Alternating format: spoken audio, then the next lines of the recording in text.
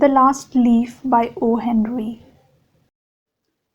In a little district west of Washington Square, the streets have run crazy and broken themselves into small strips called places.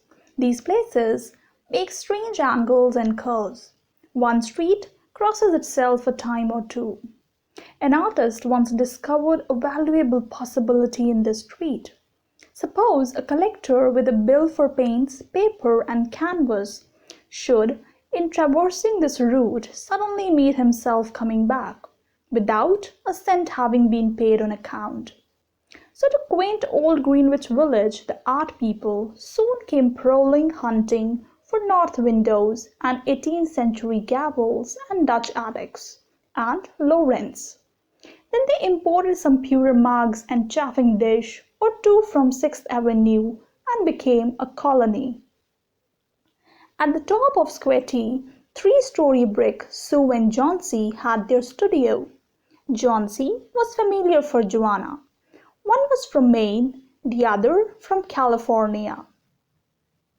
They had met at the table d'hote of an 8th Street Delmonico's and found their tastes in art, chicory salad, and bishop sleeves so congenial that the joint studio resulted. That was in May. In November, a cold, unseen stranger, whom the doctors called pneumonia, stalked about the colony, touching one here and there with his icy fingers. Over on the east side, this ravager strode boldly, smiting his victims by scores, but his feet trod slowly through the maze of the narrow and moss-grown places. Mr. Pneumonia was not what you would call a chivalric old gentleman. A mite of a little woman with old tint by California zephyrs was hardly fair game for the red-fisted, short-breathed old duffer. But Johnsy he smote, and she lay, scarcely moving on her painted iron bedstead, looking through the small Dutch window panes at the blank side of the next brick house. One morning, the busy doctor invited Sue into the hallway with a shaggy grey eyebrow. "She has one chance in, let us say 10, he said, as he shook down the mercury in his clinical thermometer. "And that chance is for her to want to live. This way people have of lining you on the side of the undertaker makes the entire pharmacopoeia look silly. Your little lady has made up her mind that she is not going well. Has she anything on her mind?" She wanted to paint the Bay of Naples someday," said Sue. "Paint? Bosh! Has she anything on her mind worth thinking twice? A man, for instance?" "A man?" said Sue, with a Jew harp twang in her voice. "Is a man worth? But no, doctor, there is nothing of the kind." "Well, it is the weakness then," said the doctor. "I will do all that science, so far as it may filter through my efforts, can accomplish. But whenever my patient begins to count the carriages in her funeral procession, I subtract 50% from the curative power of medicines. If you will get her to ask one question about the new winter styles in cloak sleeves, I will promise you a 1 in 5 chance for her, instead of 1 in 10. After the doctor had gone, Sue went into the workroom and cried a Japanese napkin to a pulp. Then she swaggered into Johnsy's room with her drawing board, whistling ragtime. Johnsy lay, scarcely making a ripple under the bedclothes, with her face towards the window. Sue stopped whistling, thinking she was asleep. She arranged her board and began a pen and ink drawing to illustrate a magazine story. Young artists must pave their way to art by drawing pictures for magazine stories that young authors write to pave their way to literature. As Sue was sketching a pair of elegant horseshoe riding trousers and monocle of the figure of the hero, an Idaho cowboy, she heard a low sound, several times repeated. She went quickly to the bedside. Johnsy's eyes were open wide. She was looking out of the window and counting, counting backward. 12, she said, and little later 11, and then 10 and 9 and then 8 and 7, almost together. Sue looked solicitously out of the window. What was there to count? There was only a bare, dreary yard to be seen, and the blank side of the brick house 20 feet away. An old ivy vine, gnarled and decayed at the roots, climbed halfway up the brick wall.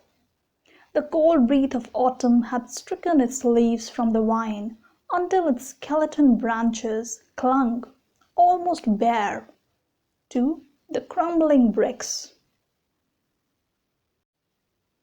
"What is it, dear?" asked Sue. "6," said Johnsy, in almost a whisper. "They're falling faster now. 3 days ago they were almost 100. It made my head ache to count them. But now it's easy. There goes another one. There are only 5 left now."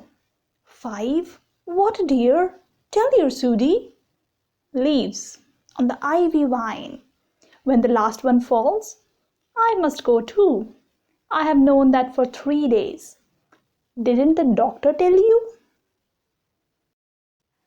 "Oh, I never heard of such nonsense," complained Sue with magnificent scorn.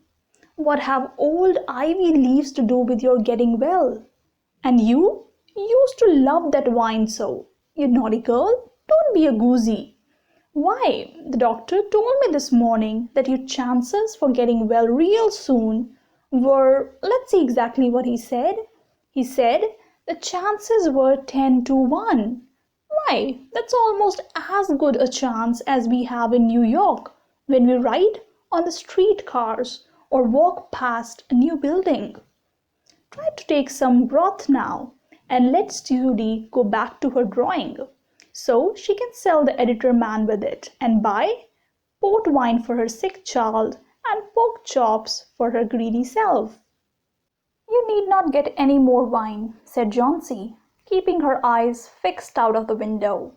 "There goes another." "No, I don't want any broth. That leaves just 4. I want to see the last one fall before it gets dark. Then I'll go too."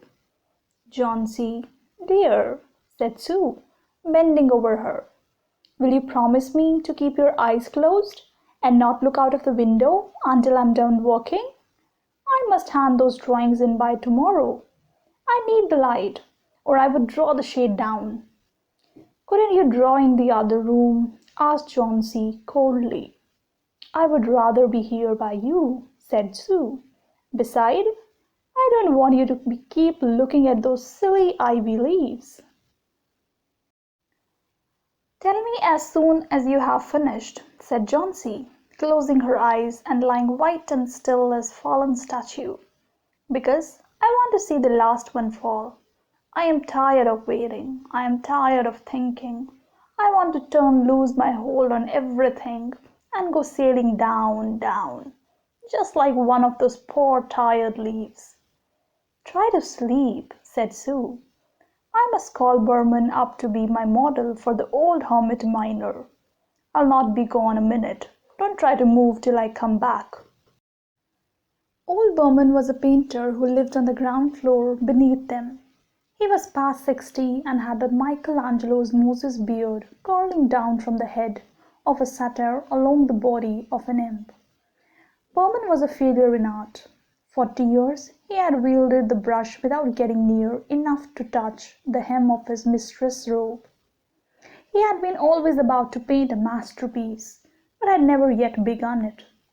For several years he had painted nothing, except now and then a daub in the line of commerce or advertising. He earned a little by serving as a model to those young artists in the colony who could not pay the price of a professional. He drank gin to excess and still talked about of his coming masterpiece.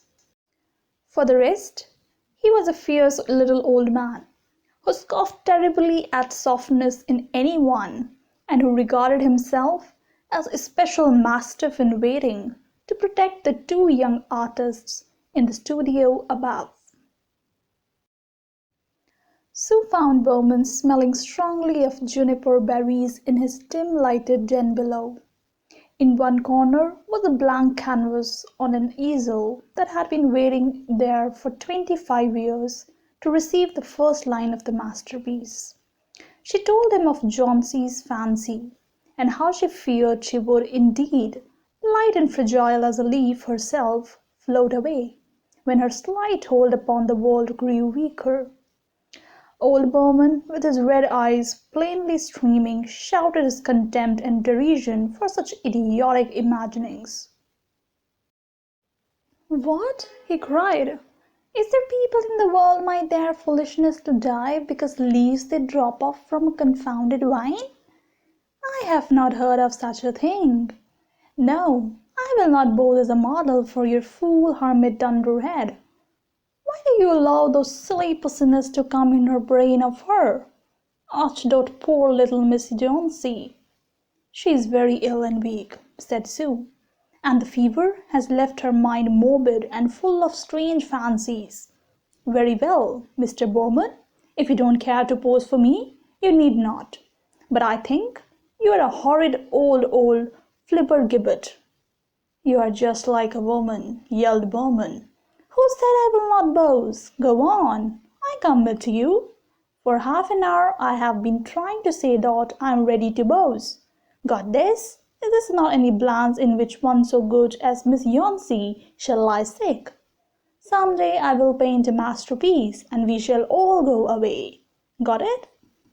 Johnsy was sleeping when they went upstairs. Sue pulled the shade down to window sill, and motioned Berman into the other room.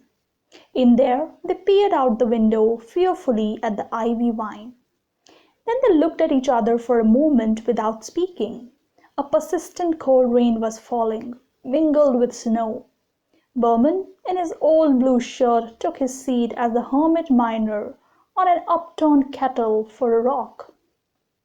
When Sue awoke from an hour's sleep the next morning, she found Johnsy with dull wide open eyes staring at the drawn green shade. "Pull it up, I want to see," she ordered, in a whisper. Wearily Sue obeyed. But lo! After the beating rain and fierce gust of wind that had endured through the livelong night, there yet stood out against the brick wall one ivy leaf. It was the last one on the vine, still dark green near its stem, with its serrated edges tinted with yellow dissolution and decay. It hung bravely from the branch some 20 feet above the ground. "It is the last one," said Johnsy. "I thought it would surely fall during the night. I heard the wind. It will fall today, and I shall die at the same time." "Dear, dear," said Sue, leaning her worn face down to the pillow. "Think of me. If you won't think of yourself, what would I do?" But Johnsy did not answer. The lonesomest thing in all the world is a soul when it is making ready to go on its mysterious, far journey. The fancy seemed to possess her more strongly as one by one the ties that bound her to friendship and to earth were loosed. The day wore away, and even through the twilight they could see the lone ivy leaf clinging to its stem against the wall. And then, with the coming of the night, off the north wind was again loosed, while the rain still beat against the windows and pattered down from the low Dutch eaves. When it was light enough, Johnsy the merciless commanded that the shade be raised. The ivy leaf was still there. Johnsy lay for a long time looking at it, and then she called to Sue, who was stirring her chicken broth over the gas stove. "I have been a bad girl, Sudie," said Johnsy. "Something has made that last leaf to stay there to show me how wicked I was. It's a sin to want to die. You may bring me a little broth now, and some milk with a little port in it. And no, bring me a hand mirror first, and then pack some pillows about me, and I will sit up and watch you cook." An hour later she said, "Sudie, some day I hope to paint the Bay of Naples." The doctor came in the afternoon, and Sue had an excuse to go into the hallway as he left. "Even chances," said the doctor, taking Sue's thin, shaking hand in his. "With good nursing, you'll win. And now I must see another case I have downstairs. Berman, his name is, some kind of an artist, I believe. Pneumonia too. He's an old, weak man, and the attack is acute. There's no hope for him. But he goes to the hospital today to be made more comfortable." The next day, the doctor said to Sue, "She's out of danger. You won. Nutrition and care now, that's all."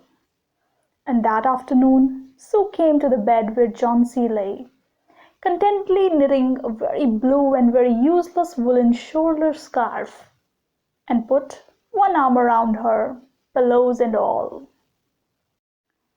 "I have something to tell you, White Mouse," she said. "Mr. Berman died of pneumonia today in the hospital. He was ill only 2 days. The janitor found him in the morning of the first day in his room downstairs, helpless with pain. His shoes and clothing were wet through and icy cold. They couldn't imagine where he had been on such a dreadful night. And then they found a lantern, still lighted, and a ladder that had been dragged from its place, and some scattered brushes and a palette with green and yellow colors mixed on it. And look out of the window, dear, at the last ivy leaf on the wall. Didn't you wonder why it never fluttered or moved when the wind blew? Oh, darling, it's Berman's masterpiece. He painted it there the night that the last leaf fell." That's all for today's video. I hope you enjoyed the story. Thank you so much for watching.